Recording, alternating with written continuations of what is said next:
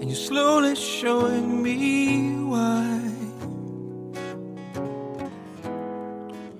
I hung my head so low. Thanks for showing me how to escape that undertow. My grandfather, Charles Howard Wood, wandered from his home in Rome, Georgia, looking for work in Alabama. He found it in a steel mill. He also found a wife, my grandmother, Mildred Wood.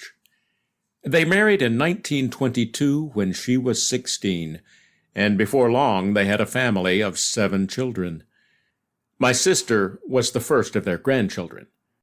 From the time of her birth until the day of his death, Howard never lacked a small child to cradle in his arms and dandle on his knee. My grandparents were godly people. I credit my grandmother for moving the Lord through her prayers to set boundaries around me so I wouldn't stray too far from him.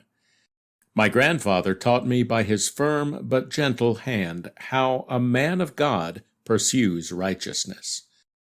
It was many years after he died that I learned something amazing about him. My grandfather was the one man whom both the black and white steelworkers trusted to keep their union dues. I would like to have talked with him about his tenure as treasurer of the Steelworkers Union, about the racial tensions of the laborers, and about the tensions between labor and management in an era of both communist and fascist agitation.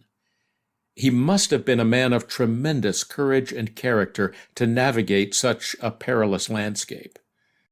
Those tensions and the realities of the Great Depression and World War II contributed to Howard's continued wanderings.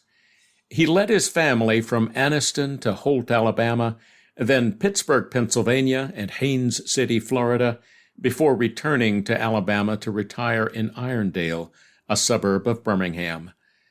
That's where I got to know my grandparents, where my identity became entwined with theirs, and where their godly legacy set me on a path of pursuing righteousness as defined by our righteous God. I'm glad to know my lineage. There are still many gaps in what I know of both my parents' families, but I know enough to be secure in who I am. Once I was at a gathering with close friends where we shared our stories. Several of us explained our lineages going back many generations, but there were some who couldn't do so. They may have known one parent, but the circumstances of their lives were such that they'd never had opportunity to learn their family background. One of my friends had been adopted, so the only family stories she knew were those of the people who had taken her into their home and hearts. That family gave her an identity she sorely needed.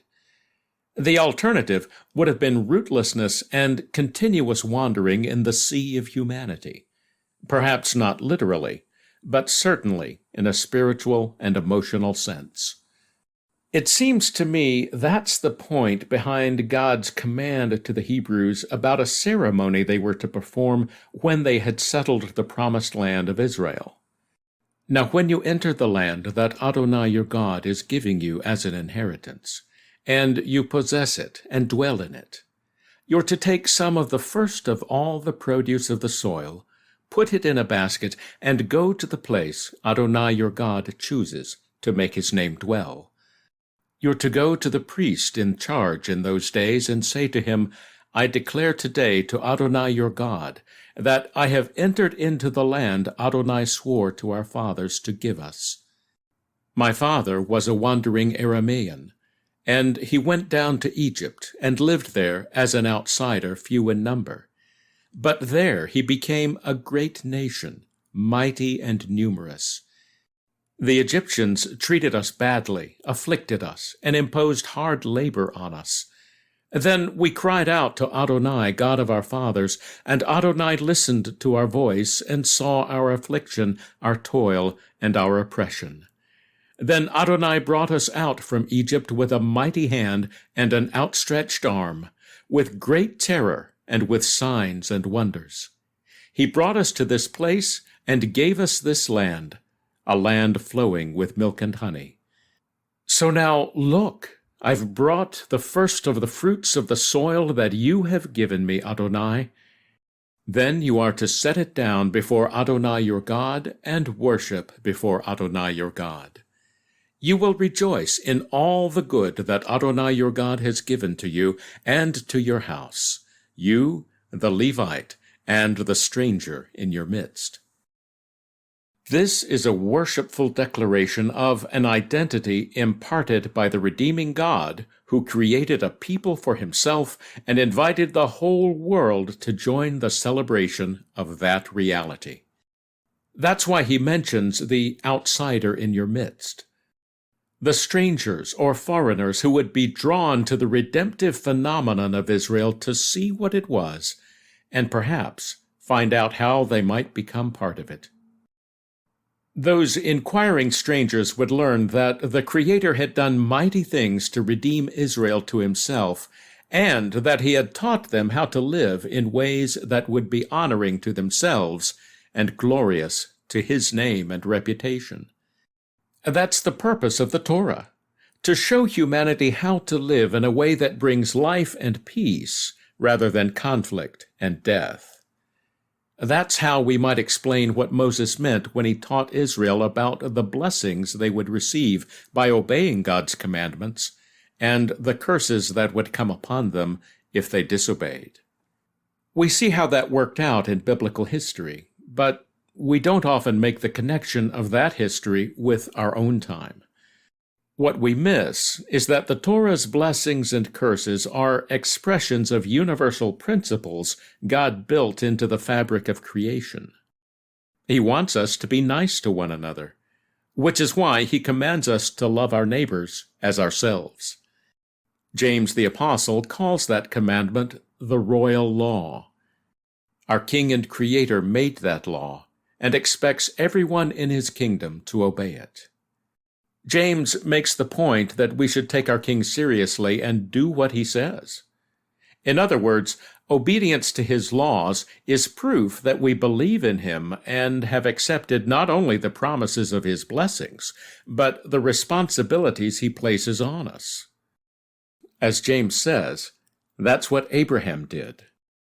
You see that faith worked together with his works, and by the works his faith was made complete.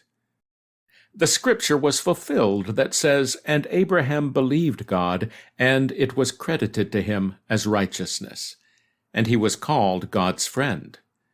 You see that a man is proved righteous by works, and not by faith alone. This is why James and Paul refer to Abraham as our spiritual father. He's not only the father of the Jewish people, he's the father of all who follow his example by believing God, coming into his family, and obeying his commands. Even those who have no lineage can come in. The beautiful thing is that once they are adopted into Abraham's Hebrew family, they have a lineage and an identity. One day when this life of exile is over and our King reigns from his holy city of Jerusalem, all who share that lineage and identity can go up to worship him with their joyful gifts of praise. Since this identity is all about bringing life from the dead, it's quite possible that we could nod to our grandfather Abraham when we declare, "My father was a wandering Aramean, and he went down to Egypt and lived there as an outsider, few in number, but there he became a great nation, mighty and numerous."